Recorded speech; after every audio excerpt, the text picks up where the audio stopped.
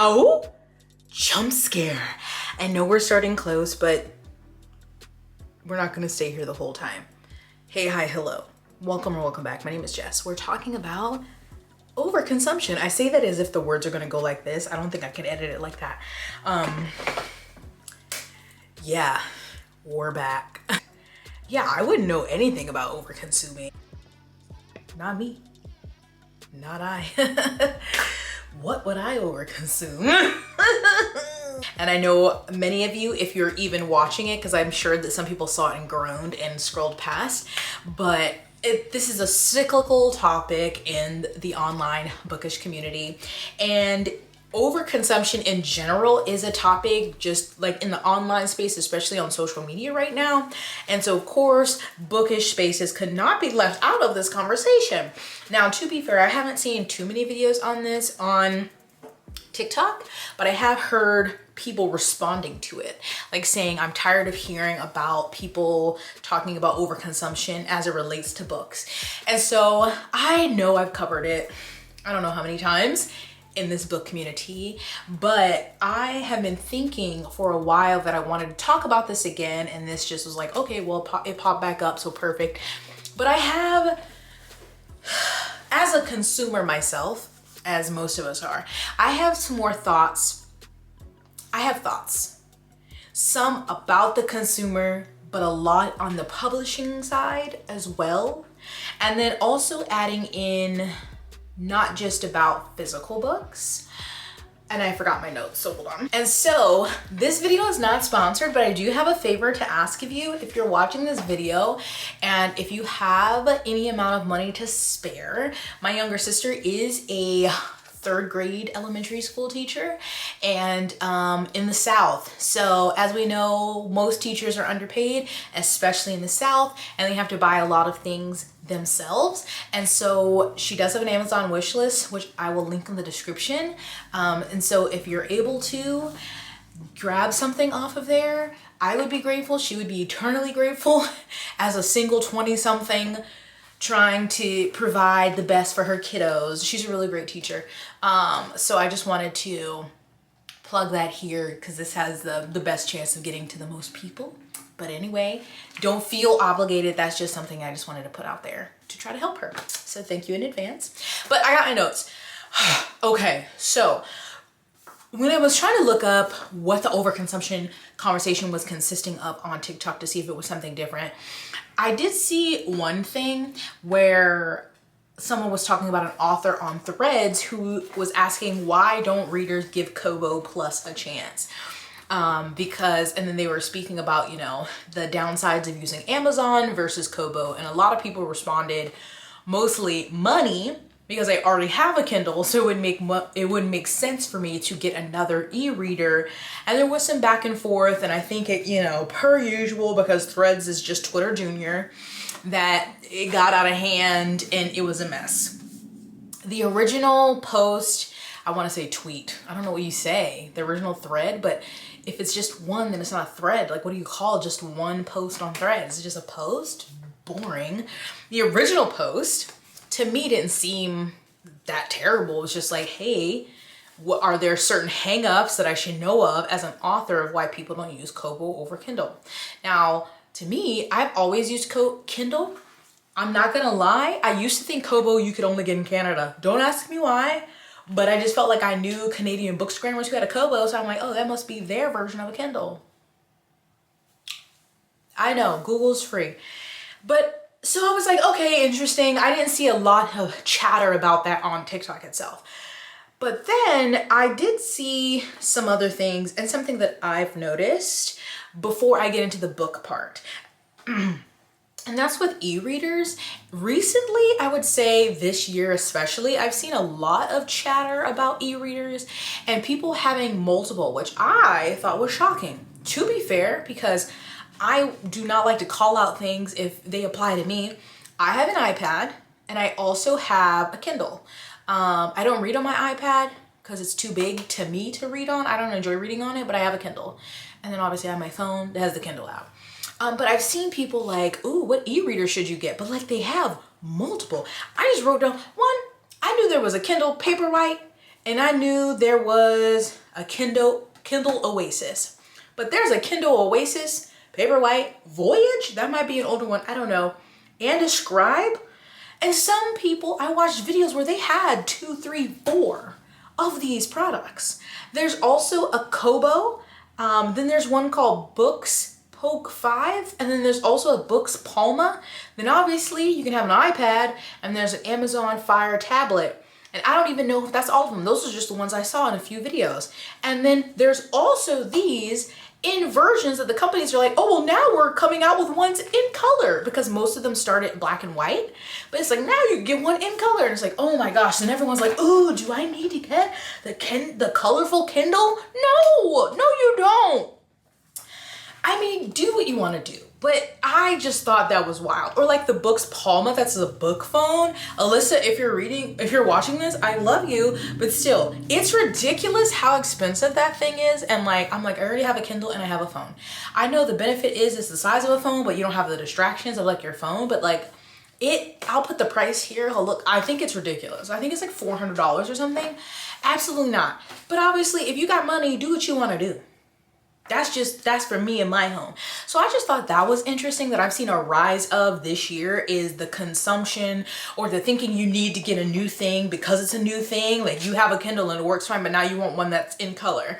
Or you have a Kindle, but now you want a book phone also. I just like, in the grand scheme of things, if you got the money, you can do what you want, right?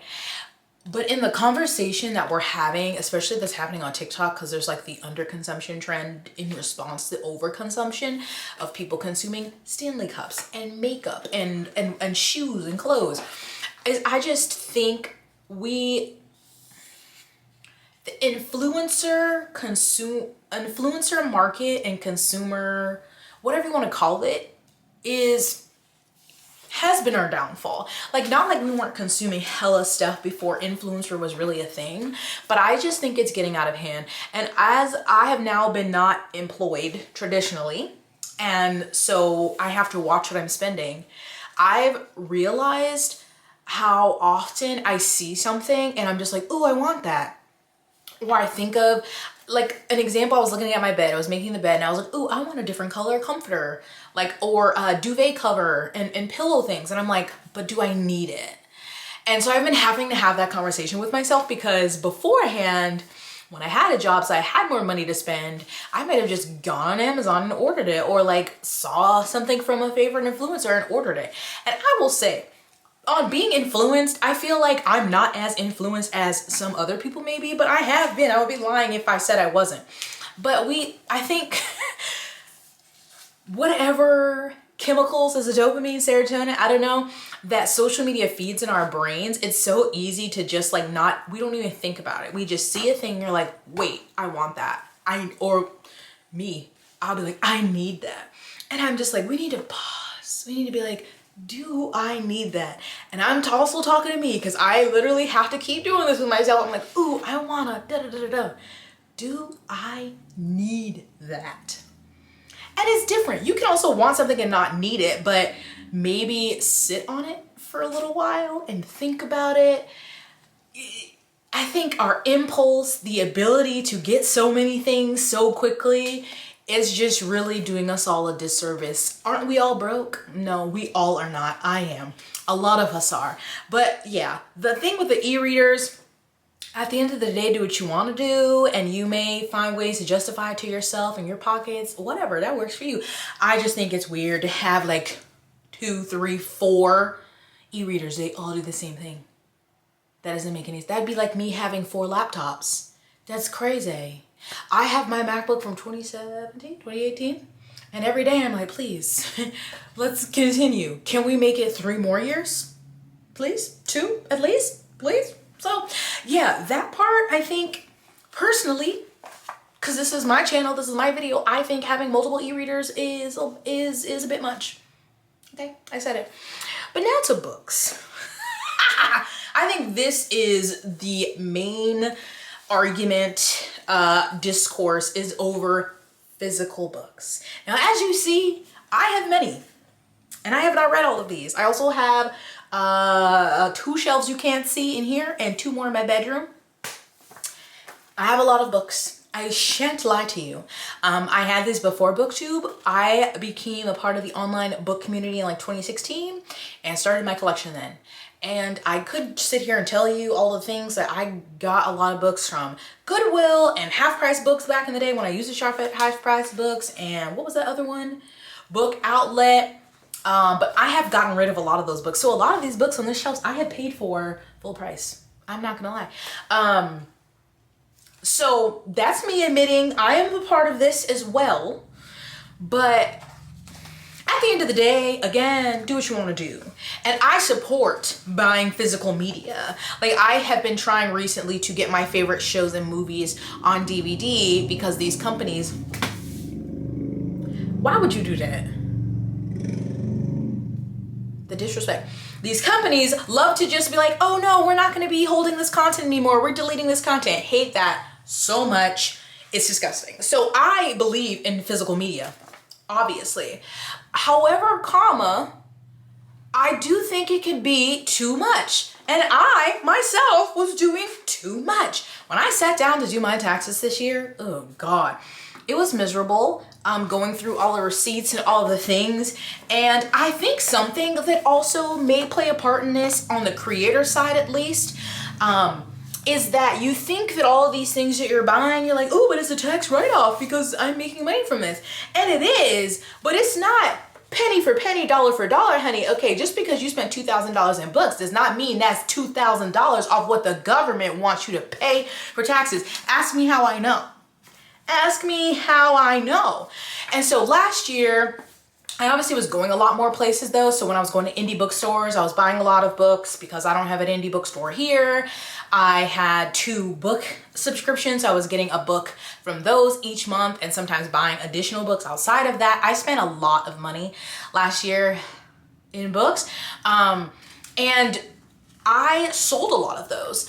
And you know, that's fine. You're not always gonna love everything, but I don't even know if I have the energy to get into the bookish resale thing, but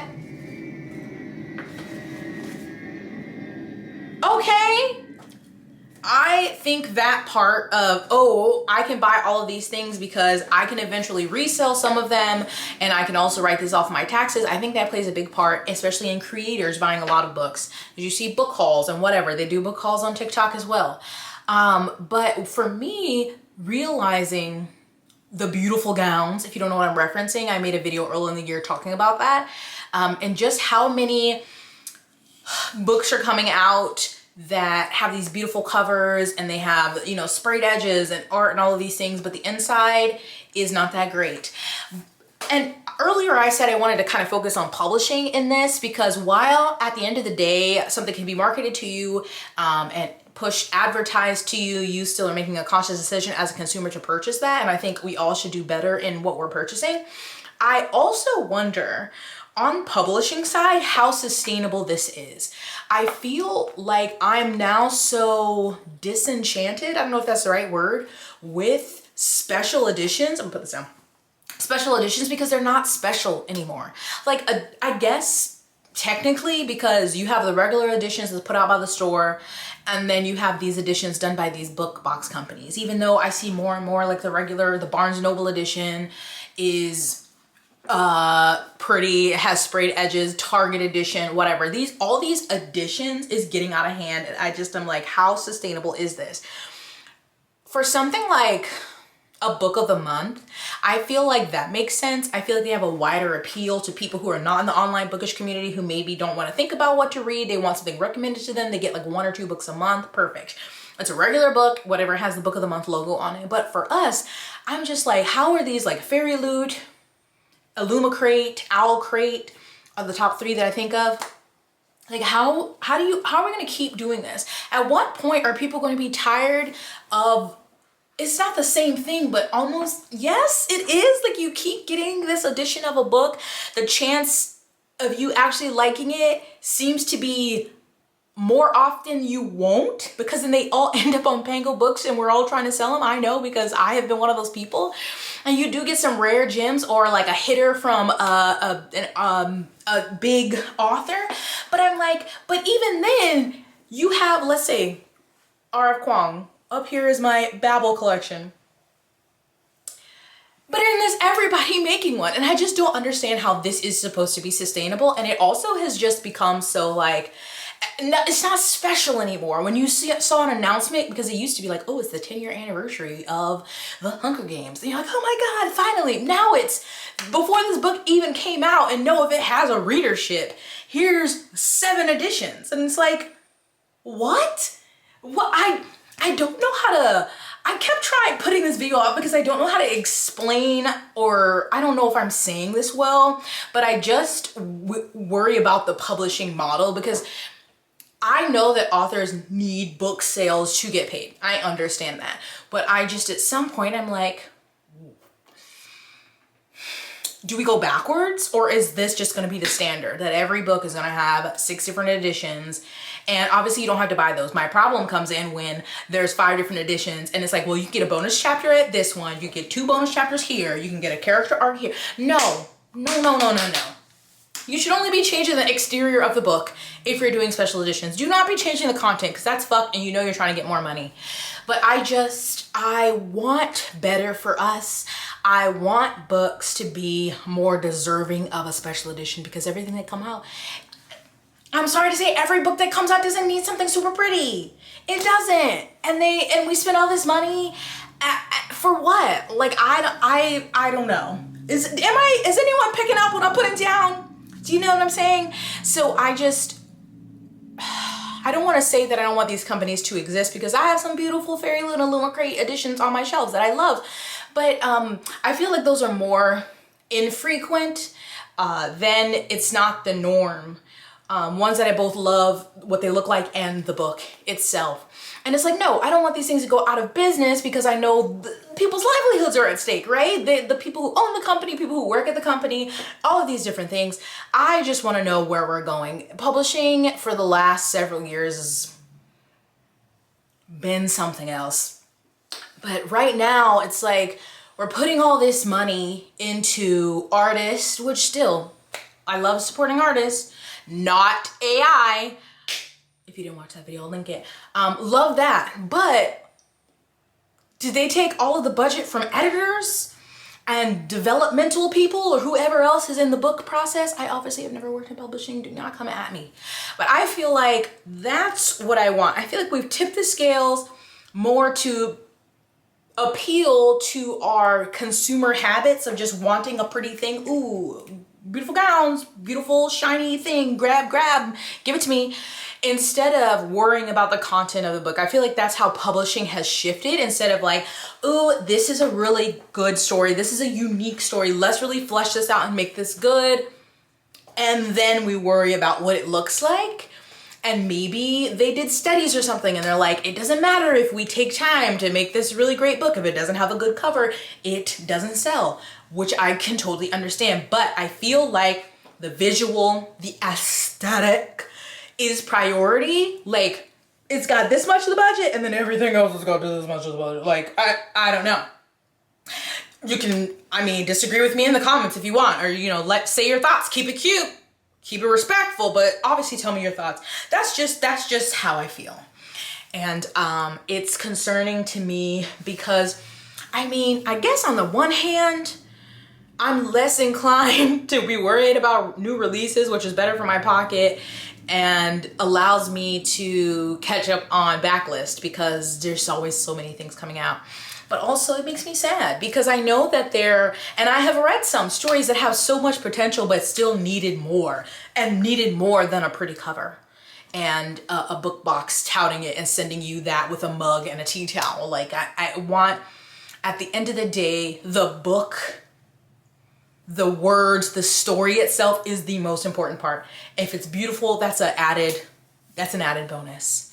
So I don't know where we're going. I don't like the direction of it though. It just seems like that's our priority, is how things look so they can sell and we can put them on our shelves, and then people are envious and they're like, wait, I want to buy that, and it just keeps going in that way. And I'm a part of the problem. I have been part of the problem. Not recently, I haven't bought that many books this year. it's kind of staggering how the change from this year to from last year. But I do like pretty things. I have multiple copies of one book. Yeah, I do, of multiple multiple books and multiple series. And I do agree that books are art. And I believe in owning physical media and supporting authors. Yes. But I think, I don't know. I think we're at a weird place. Also, I would like to add in here that I saw recently for this author I had never heard of. Her name is Rena Kent, maybe?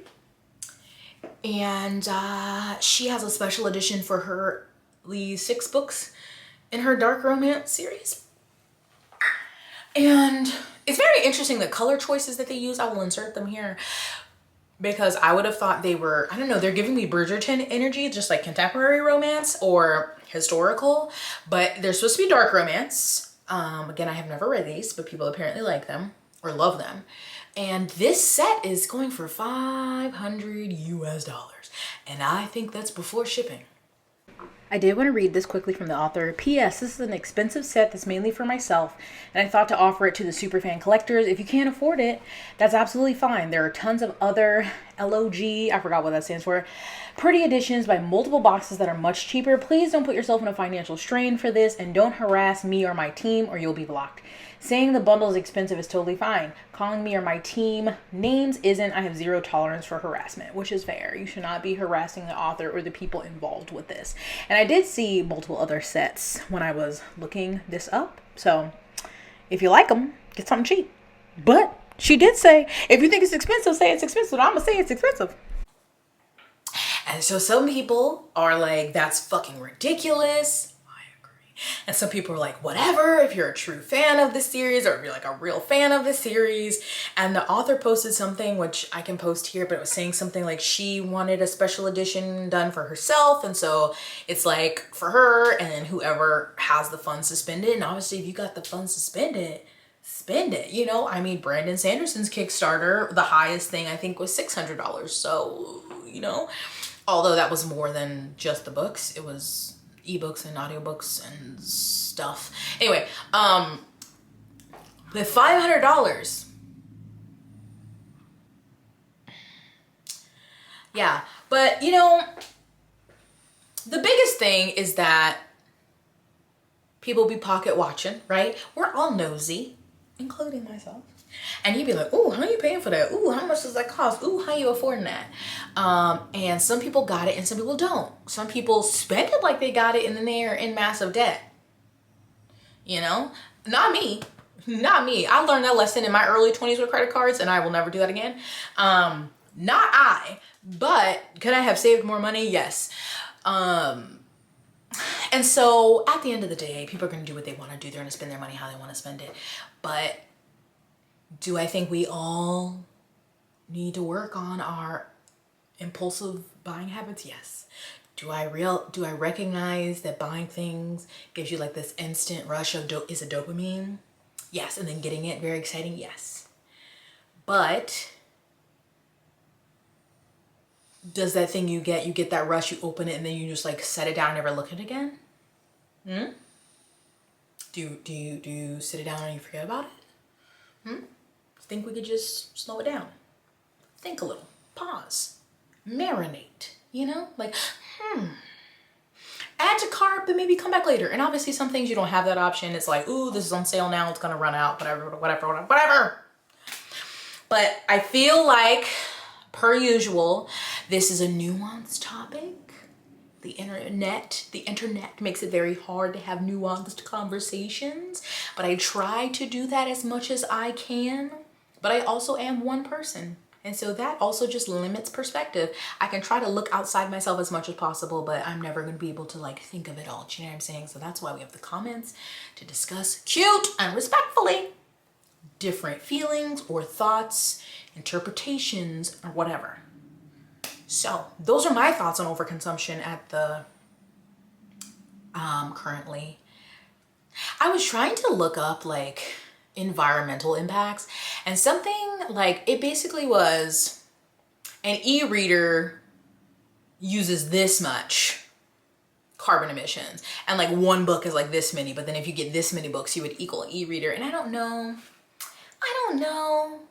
Cause it's not like I want books to be stop being made, you know what I'm saying? But I wonder if it's like increased or the use of paper increased because we're having the regular editions plus special edition. I don't know. I didn't see all that. Anyways, I'm not getting rid of these. I have unhauled a fair amount of books and I still have a lot of books. But I just myself am being more intentional with all of my purchases, and that is with books, with skincare.